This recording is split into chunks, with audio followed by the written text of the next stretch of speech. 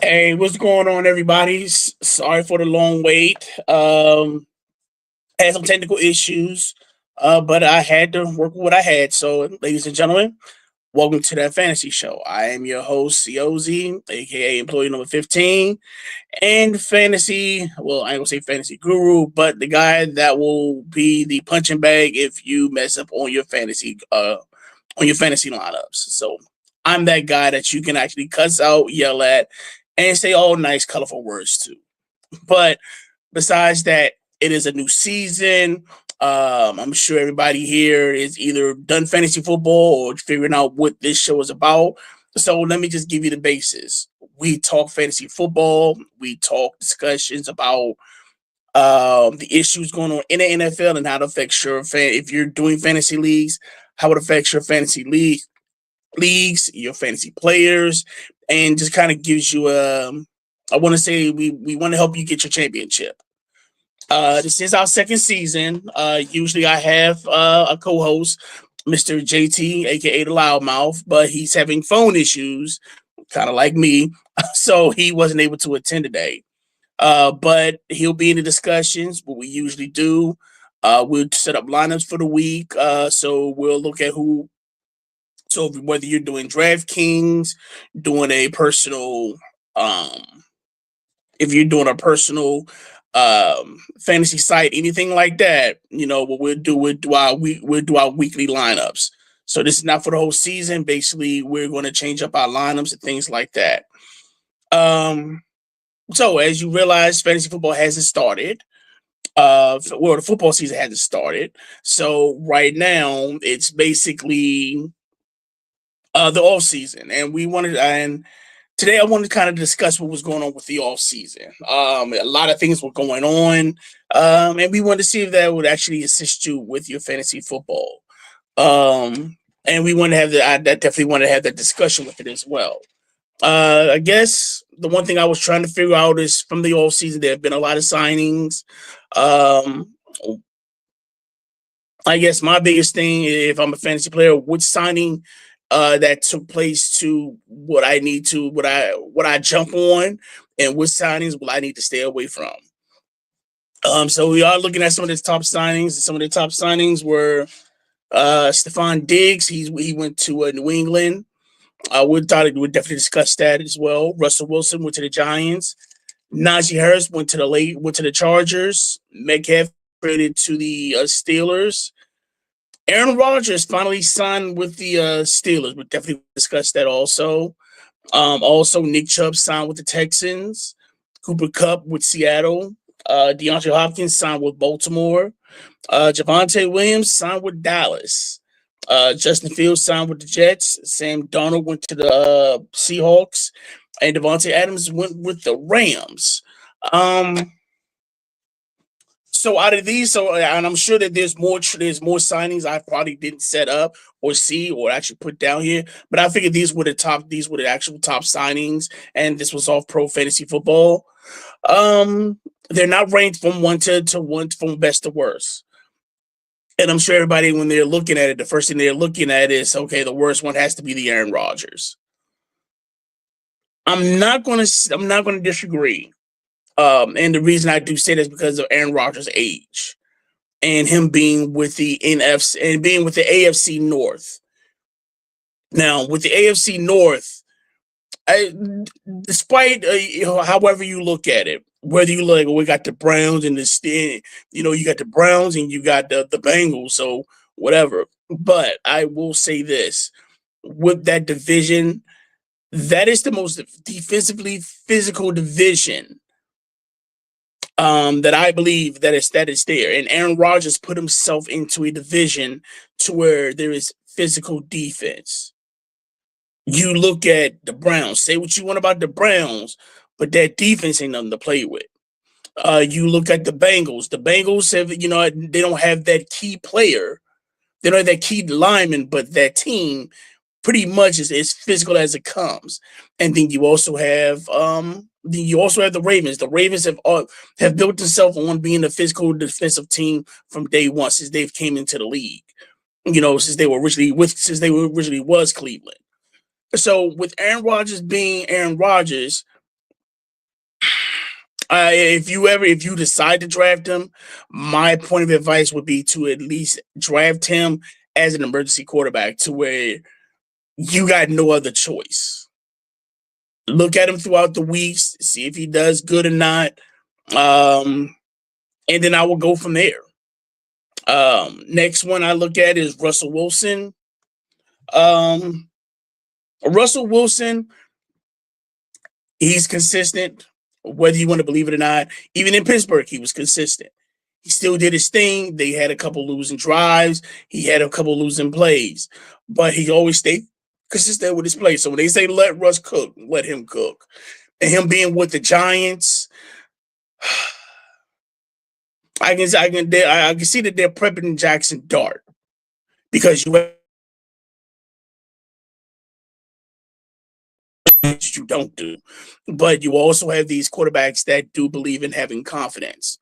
So, um, signing Russell Wilson would not be a bad factor. Just realize he's not going to be there for the long haul. So if you're using him as a bench person, cool. But him being that whole season, you better have a decent. You better have another backup. Um, Najee Harris, mm, with the Chargers. Now, with them signing Omari Hampton from the Tar Heels, um, it's going to be a matter of time. I will probably say Najee Harris is going to probably be that goal line back, to where if they're 31, they need that first down. If they're at fourth and goal and they need that actual touchdown run in, he's going to be that guy. So I will look at him being like a running back 2, 3, or flex. I don't see him getting. I don't see him hitting a lot of 100-yard games. He'll probably give you a few touchdowns, maybe 30, 40, well, most 50 yards. But anything past that, it just it's flipping a coin, or you just praying to the gods on that day. Um, Now with uh, DK Metcalf being traded to the Steelers is a primary target. Now, if DK is going to be the DK back in Seattle, um, he's going to be in for a challenge, because again, as I did say, with Aaron Rodgers being in this division, this is a very physical, defensive division. You can say what you want about the wins and loss records, and the only good teams that really come out are either Pittsburgh and Baltimore. But I will say this, like I said, this division is very physical. If they don't win, you sure as hell ain't gonna feel like you won that game, because I guarantee you're gonna feel some type of way when it's over with. So with DK, um, I can see, yes, him going to a better. I can see, yes, this is a better team. Your running game, your defense, he has the whole nine. It's like being back in.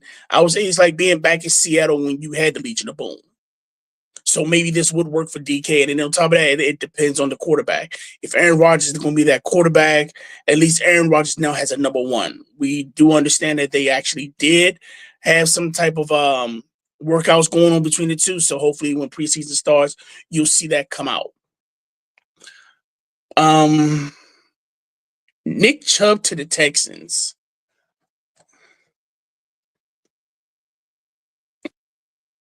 How can I put this? I'm not going to say stay away from Nick Chubb. I'm not going to say Nick Chubb is not going to get his share. But let's be real. Let's keep it 100. Um, that shows mixing the team. That's the if right now I look at it, because right now Nico Collins is still coming out of ACL surgery, so we don't know how he's going to be. You just got rid of Stephon Diggs. Stephon Diggs is probably like your number two, so we're going to have to see how the others are going in this team. So if they're going to put on a running game, at least you got a 1-2 punch with the running game, because you got Joe Mixon on one end and then you got Nick Chubb on the other. But other than that, it's going definitely going to look at towards their wide receivers, and we'll probably get on that later on during the sessions on one of the episodes, so we break down the actual wide receivers available. Um, Here's one that I kind of I'm looking at. Um, Javonte Williams. Now, if you are a Dallas Cowboy fan, I will say this: y'all might be the Dallas Cowboys might be that sneaky team. And whether you believe it or not, and I'm not saying this as a Cowboy hater because I am a Commanders fan through and through. But I will say this: they filled a lot of offensive holes. I mean, you still have CD Lamb. You just picked up the wide receiver from you just picked up the wide receiver from Philly. I mean, from Pittsburgh. I forgot his name, but it'll pop up there. You also got a running game in Javonte Williams, who I feel as though is a decent running back. He has power. He can run the ball. He can catch the ball. He's going to like I said, it looks like Dallas plugged some holes. That is going to pertain to Dak. If Dak stays healthy, all three of those players are gonna basically eat. So whether you are a Dallas fan or not, when you do decide to pick on your lineups, I would definitely look between those lineups. If you need a backup running back, CD Lamb, I say would actually probably get his numbers again. And on top of that, I'm forgetting the kid's name. Forgive me. I'll definitely be more prepared, but I'll definitely give you that answer for that later on. But like I said, that'll be the one to look out for.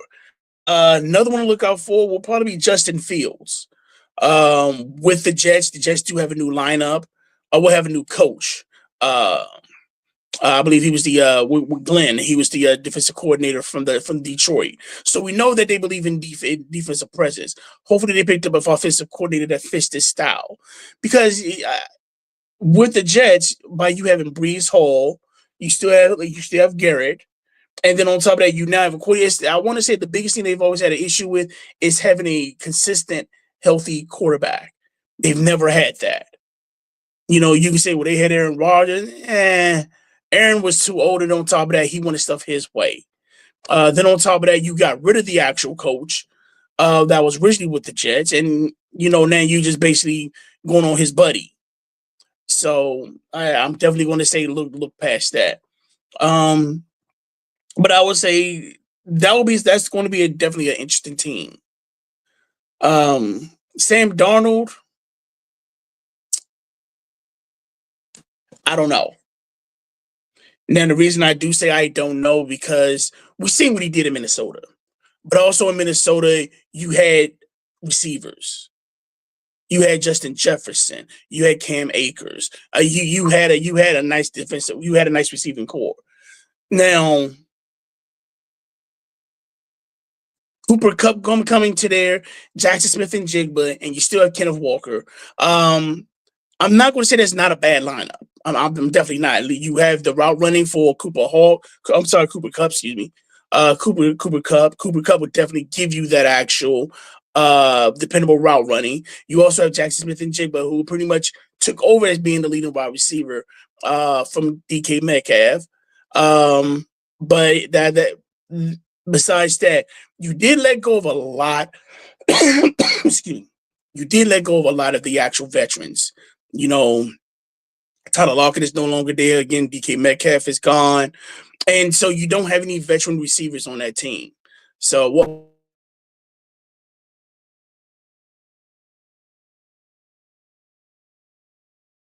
that's going to be very interesting.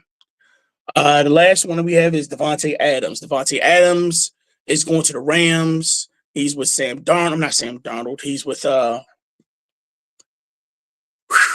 I forgot the quarterback's name. But y'all know who I'm talking about. Let's be real. And then on top of that, the actual core of Cooper Smith, not Cooper Smith, Puka Nacua. Excuse me. Also, you had the running back that was there from Notre Dame, and then you're adding him to the lineup. I'll probably say it definitely became it. Whoever that quarterback, Sam Bradford, that just finally popped in. I knew it was going to come up, but Sam Bradford coming in will definitely be a nice little 1-2 punch. It's going to give him confidence to throw the ball more. And then with you still having the running game, Devontae might be one of the actual ones you might want to look at drafting as a two. I'll probably say a wide receiver two, maybe a one, depending on their division. Um, Now, as I did say, this is actually regarding the actual signings. Now, let's look at the actual draft picks. I'll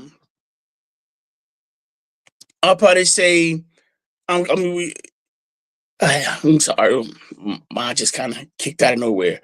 So, what I would say is that this year's draft was running back heavy. You had a lot of running backs. You had a lot of teams that needed running backs, and I understand that. But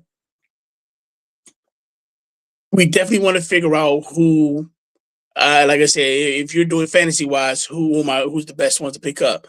So with this listing, what I would say from the and I got this from Pro Football and ESPN.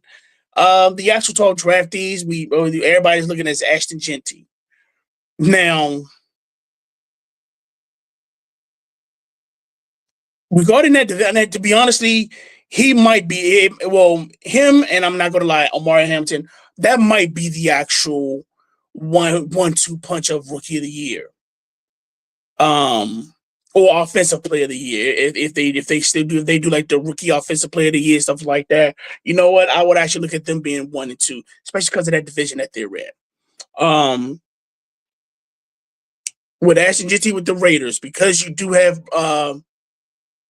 Brock from the as your tight end, it's gonna. And then on top of that, I don't know if they've picked up any decent wide receivers. You have Geno Smith as your you have Geno Smith as your quarterback. And then you also picked up Pete Carroll as your coach. And we know Pete likes to run the ball. So I definitely actually he's going to get his yard.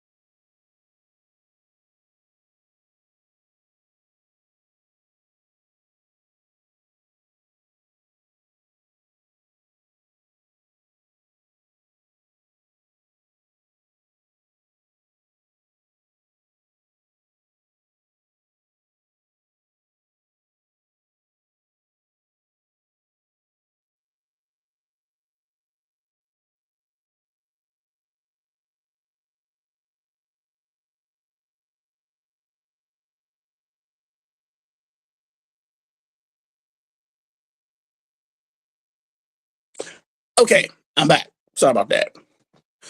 So as I was discussing about the rookies, so one of the rookies the rookies that I'm looking at, here's the top 10 that I have. I got Aston Genty. We all know that from the Raiders. Mario Hampton from Chargers. Uh, Tatario McMillan, the wide receiver for Carolina.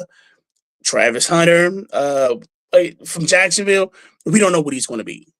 So we need to find out what he's going to be first before we look at him as a fantasy player, because if their mindset is more defensively, then you're going to see him in small packages. Another one I'm interested in is Travion Henderson. Now he's with the Patriots. We do know that they do have we do know that they actually have an established running back, but he gets hurt a lot.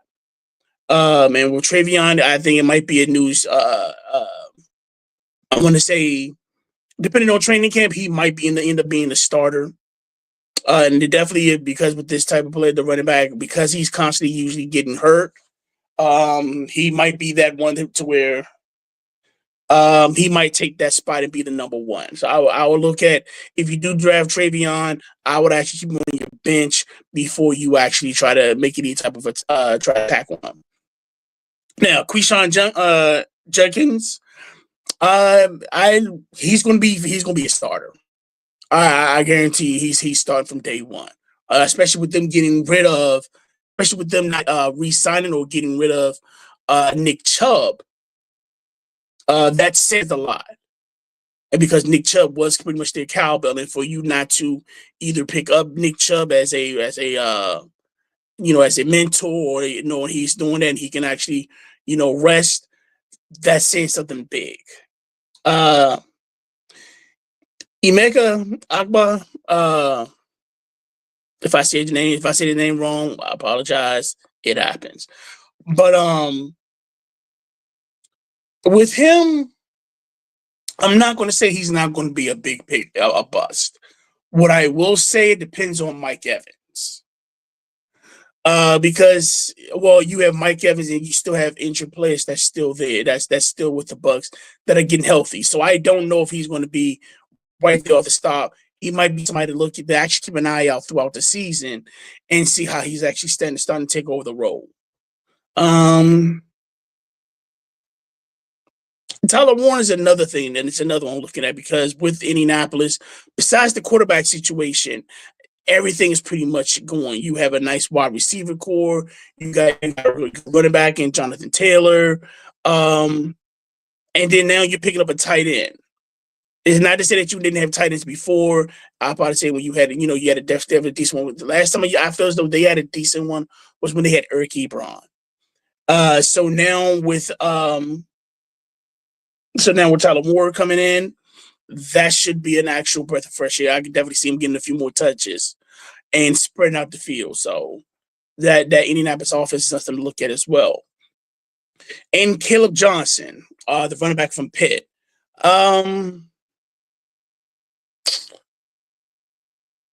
Again, like I said, with the Steelers, because the Steelers are a type of team that are in a very defensive physical position.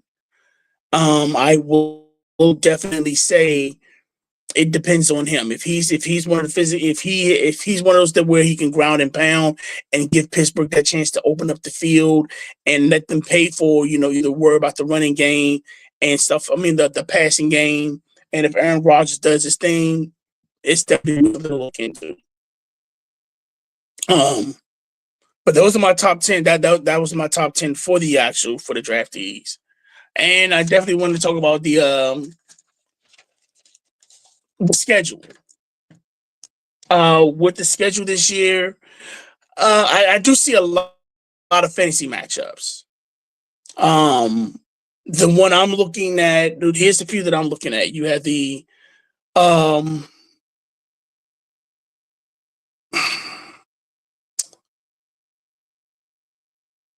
I'm not gonna lie, the two that I'm looking at, and yes, I am Commanders fan, but this has nothing to do about being a Commanders fan. The Commanders and Bears, and the Commanders and the Falcons. Sorry. Um, and also the Chiefs and Chargers. Now, the reason I picked those three is because I look at with the Chargers, depending on how Omari Hamilton is doing, and I got the guy's name already. Hold on, let me check his name. Najee Harris. With that running game, I can definitely see, um, the Chargers doing a ground and pound to wear out Kansas City. I can definitely see. I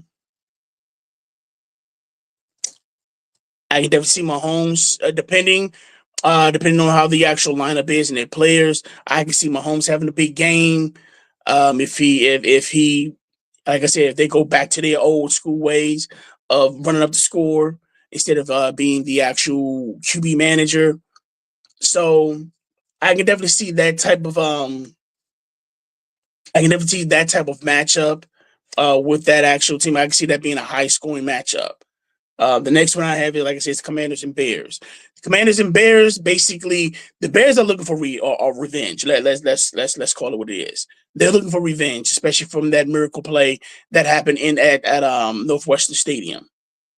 And that pretty much was the come out game for the Commanders, and then that also was kind of when Chicago went on their losing streak. So I'm definitely feeling as though Chicago is going to come back with some energy. They have they actually have the actual lineup. They have the weapons to make this a high scoring game. I feel as though the Commanders have it as well. Especially if Debo Samuel gets in shape. Hopefully, um, if you watch First Thing Podcast, that'd be something that will have to be brought up. And then you also have the Commanders and Falcons. And to be honest with you, the Commanders and Falcon games have always been a shootout.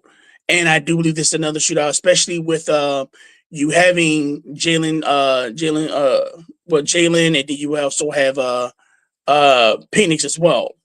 So these are two young quarterbacks. Atlanta's offense is pretty much high powered. You have a running game, you got your wide receivers, you got your it's to me, I think it's the perfect matchup. It's a shootout. It's one of those games to where whoever has the ball at the end wins the game. And yeah, those are the three that I'm looking at. Now they're saying you also have the Ravens and the Bucks, the Eagles and Chiefs, Lions and Ravens, Lions and Bengals, Falcons and Niners, Bucks and Bills, and then the Eagles and Cowboys. But like I said, my best three I'm looking at are the Chiefs and Chargers, Commanders and Bears, and the Commanders and Falcons. So those that I'm trying to, I'll probably say are the most, me personally, are the must see games. Hopefully we'll be able to talk more about the actual games when the season starts and see how that actually turns out. And lastly, just to kind of give everybody a heads up, as you know, Hard Knocks season is starting this year. They didn't do an all-season Hard Knocks, which I'm kind of disappointed. I definitely liked when they did the Giants. It was interesting to see how they looked at the draft, how they looked at the players and the players that they looked at, and how they interviewed them. That was interesting because you basically got to see how the front office works. And I don't know if that was why I was turned down, because it wasn't about the players, it was about the front office. But to me personally, I felt that was very interesting. So hopefully they decide to do that again when they try to get more into it. But yeah, it was interesting to see how front office works for the NFL. I mean, for a particular team. Training camps, Hard Knocks will be the Buffalo Bills. They've actually changed some of the actual guidelines. Hopefully next week, what I'll do is actually look that up to see if we can talk about what the changes were with the guidelines with that. And also they're still doing the in season, and that's the one I'm kind of excited about. The in season would be the NFC East. That is the Eagles, that's the Commanders, that's the Cowboys, and that's the Giants. So I'm excited to where, as a Commanders fan, we are finally on Hard Knocks. Maybe not the way I wanted it to be, but we're finally on Hard Knocks. So I'm definitely seeing how that actually goes in. I'll be able to give you the actual dates of when those actually start. Um, and then we'll definitely go from there. So right now, like I said, this was the season preview. We definitely wanted this was an all season discussion. Again, if you like us on this, subscribe, like to us, so that way you get that notification. If you got any questions, we're on Facebook. Look up that fantasy show, and just again link in if you got any fantasy questions. If you got anything you want to have added to the discussions, we'll bring that up. So that way, we'll pick, if you have questions about certain players or certain things going on in the NFL, bring that up so we can bring it to discussion. So I'm going to call it quits right now. Again, thank y'all if y'all get a chance to look at it.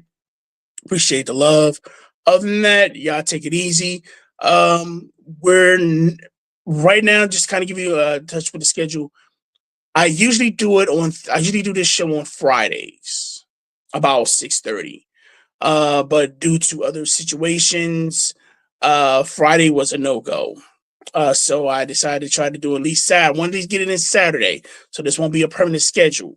I do believe in because on top of that, Saturdays you also have the First String podcast. My guys at First String are awesome. So if you're watching this, stay on YouTube and check out First String podcast. And enjoy the conversations. Other than that, I'm gonna sign off. Other than that, y'all take it easy. Y'all enjoy the rest of your day. Peace.